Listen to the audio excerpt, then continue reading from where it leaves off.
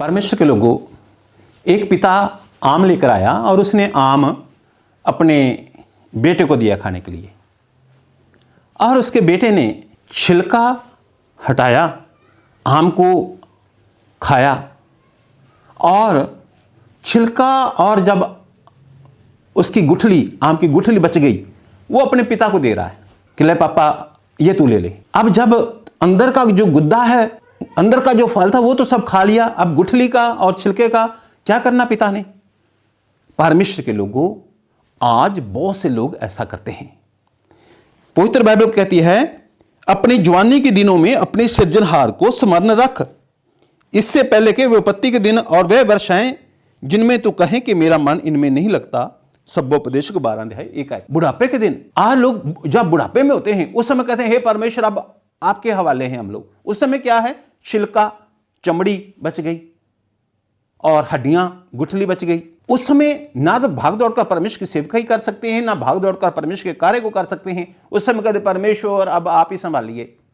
परमेश्वर का वचन जैसे कहता है, अपने जवानी के दिनों में अपने सृजनहार परमेश्वर यहोवा को याद कर, परमेश्वर की उपासना कर।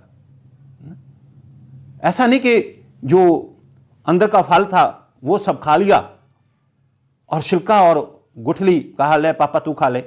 परमेश्वर हमारा पिता है, उसने हमें बनाया है और कहे परमेश्वर आप तो आपके हवाले ही हैं। यहां बहुत सी बातें लिखी हुई हैं, आप जब इसको पूरा पढ़ेंगे तो इससे पहले कि वो दिन आए जब तू कहे नहीं मेरा मन इनमें नहीं लगता, बुढ़ापे के दिन आए, जवानी में ही अपने सृजनहार को याद कर। 11 अध्याय 9 आयत में लिखा है सभोपदेश में, हे जवान अपनी जवानी में आनंद कर और अपनी जवानी के दिनों में मगन रहे, अपनी मनमानी कर और अपनी आंखों की दृष्टि के अनुसार चल, परंतु यह जान रख कि इन सब बातों के विषय परमेश्वर तेरा न्याय करेगा। सो परमेश्वर के लोगों, खास करके जवान लोगों, आपको परमेश्वर की उपासना करनी है, परमेश्वर के लिए कार्य करना है। परमेश्वर के लिए प्रभु में किया और परिश्रम कभी व्यर्थ नहीं जाता।